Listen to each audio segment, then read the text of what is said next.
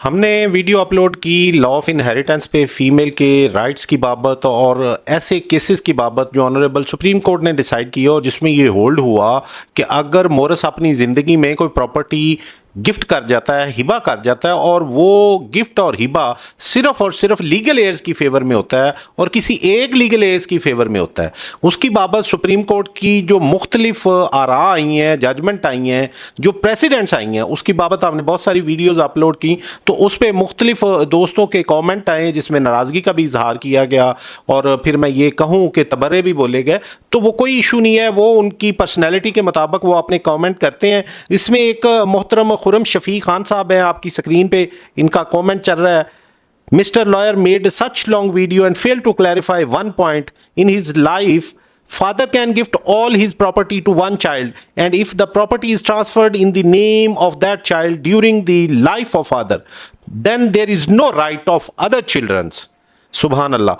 However, if a father died and property was in the father's name, then whatever hiba document or claim one child produce, it would not matter and property will be divided in all kids according to Sharia law.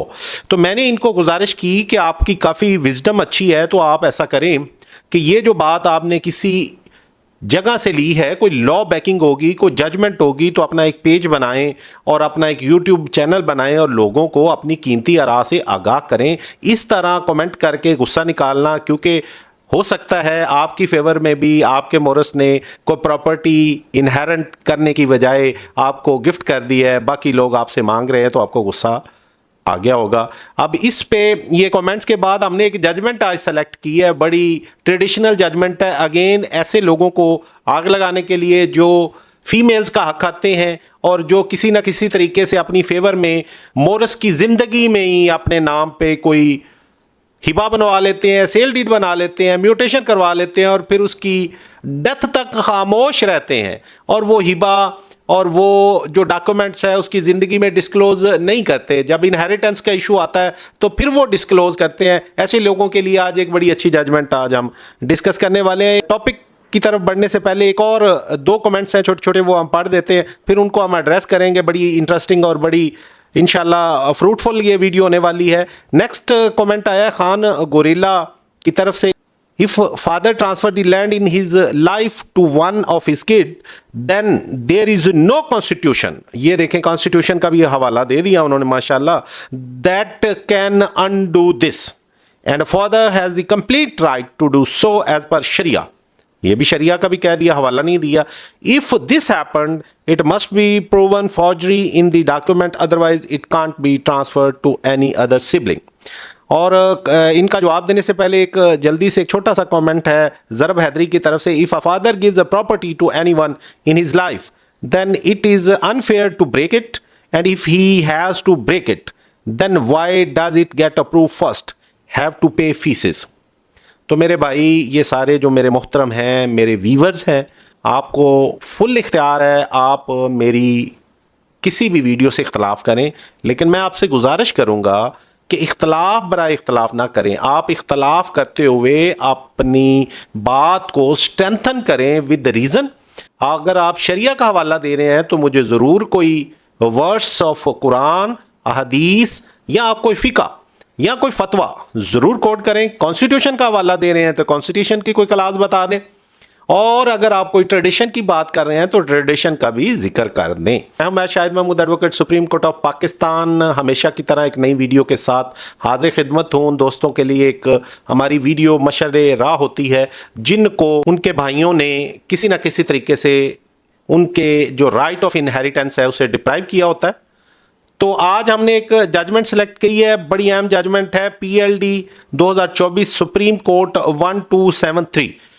ये judgement भी law of inheritance पे है और traditional बातें हैं। इस judgement का आगाज़ करने से पहले मैं क्विकली इन कमेंट का जवाब देता चलूँ कि मेरे भाई, जो लॉ ऑफ इनहेरिटेंस है इसके मुताबिक वरासत खुलती है मोरस के फौत होने पे।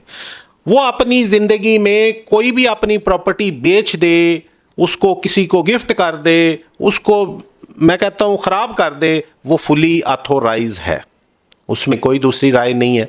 लेकिन जब वरासत खुलती है तो पोजीशन थोड़ी सी डिफरेंट हो जाती। अगर एक बंदा अपनी ज़िंदगी में एक गिफ्ट कर देता है किसी एक ऐसे बंदे को जो लीगल एयर्स नहीं है, उसको फ़रोख्त कर देता है जो लीगल एयर्स नहीं है, तो उस पे जजमेंट्स तो कोई भी नहीं आएगी। कोई भी अदालत ये नहीं कहेगी कि जो मालिक था उसने अपनी ज़िंदगी में क्यों फ़रोख्त कर दी, उसने अपनी ज़िंदगी में क्यों हिबा कर दी। भाई वो मालिक था, उसके पास सारे इख्तियार थे। इस हद तक तो आपकी बात ठीक होगी। लेकिन जब वो इंतकाल, जब वो फ़रोख्त, जब वो हिबा किसी एक वारिस की फेवर में होगा और उससे इंटेंशन ये आएगी कि इससे दूसरे वारिसान को डिप्राइव किया जा रहा है, भाई क्या ज़रूरत पड़ गई कि एक बेटे को जायदाद फ़रोख्त कर दी और बाकियों को पता भी नहीं चला। अगर फ़रोख्त इतनी वाज़िया थी तो वो अलल ऐलान होनी चाहिए, इलानिया होनी चाहिए, बाकी भाइयों को, बहनों को पता चलना चाहिए कि भाई हमारे भाई ने ये प्रॉपर्टी हमारे वाले से ख़रीद ली। ऐसा होता नहीं है। इसमें क्या होता है कि वो छुप छिपा के ये सेल डीड बना लेते हैं, हिबा नामा बना लेते हैं, म्यूटेशन करवा लेते हैं, और फिर जब मोरस फोत होता है तो दूसरे बहन भाई जब अपना हिस्से का तकाजा करते हैं तो वो डॉक्यूमेंट सामने ले आता है। तो ये वो हालात हैं जिनकी वजह से अदालतें ऐसे डॉक्यूमेंट्स को, ऐसी ट्रांजैक्शन को, ऐसे हिबे को कैंसिल कर देती हैं। सो मच सो उसमें फाइन भी करती हैं। उसके केस का टाइटल है बख्त बुलंद खां वर्सेस जाहिद खां। ये बड़े अहम जजमेंट्स हम आपके लिए लाते हैं। इनके टाइटल भी याद रखा करें अगर आप इस तरह की लिटिगेशन में फंस जाते हैं। और इनकी साइटेशन तो आपको जुबानी याद होनी चाहिए। PLD 2024 supreme court page 1273। इससे पहले भी हमने आपको बहुत सारी जजमेंट्स बताई हैं। ये बड़ी एक अहम जजमेंट है। इसमें जो क्वेश्चन आता है उसमें ये क्वेश्चन आता है कि क्या भाई अपनी बहनों को ये कहकर विरासत से महरूम कर सकते हैं कि उन्हें वालिद ने जिंदगी में सामान जहेज और दीगर गिफ्ट दिए थे, लिहाजा ये बहनें विरासत में हिस्सेदार नहीं है। तो सुप्रीम कोर्ट ने इस केस को पूरा देखा और उसमें एक ऑब्जर्वेशन दी। अब ऑब्जर्वेशन में जाने से पहले फैक्ट्स जब तक आप ना समझेंगे आपको केस की समझ नहीं आएगी। तो ब्रीफ फैक्ट्स आप जरूर सुना करें ताकि आपको ये समझ आए कि क्या ये फैक्ट्स सेम तो नहीं है जैसे आपके साथ इशू हो रहा है।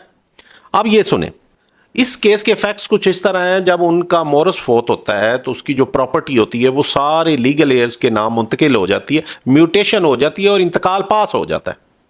अब ये एडमिटेड फैक्ट है कि जब मोरस फोत होता है तो वरासत खुलती है।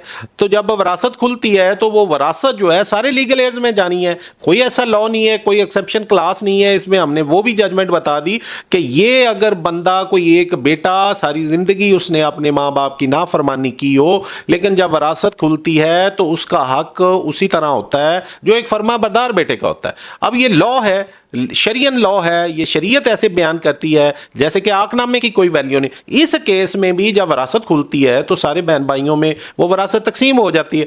भाई इस केस में केस दायर करता है, कहता है जो म्यूटेशन पास हुई है हमारी बहनों की फेवर में उसको कैंसिल किया जाए, बहनों का नाम वरासत से निकाला जाए, बहनों का नाम जो म्यूटेशन है उससे निकाला जाए। उसकी वजह क्या बयान करता है कि मोरस ने अपनी जिंदगी में इस वरासत के हिस्से के मुताबिक बहनों को सामान जहेज दे दिया था और दीगर गिफ्ट दे दिए थे। क्योंकि बहनों ने अपना सामान जहेज ले लिया और दीगर गिफ्ट ले लिए, लिहाजा उनका वरासत में हिस्सा नहीं है, तो उनको वरासत से अखराज किया जाए, उनका नाम उस इंतकाल से खारिज किया जाए।